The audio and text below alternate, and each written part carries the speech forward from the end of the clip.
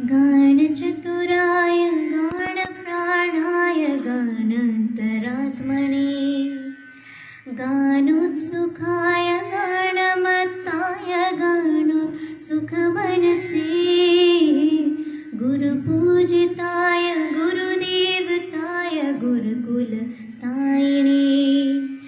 गुरुविक्रमाय गुह्यप्रवराय गुणवे गुणगुरवे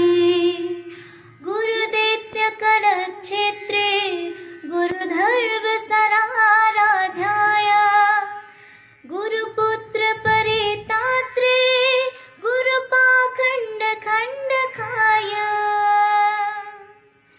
गीतसाराय गीततत्त्वाय गीतगोत्राय धीमहि गूढगुल्फाय गन्धमत्ताय गोजयप्रदाय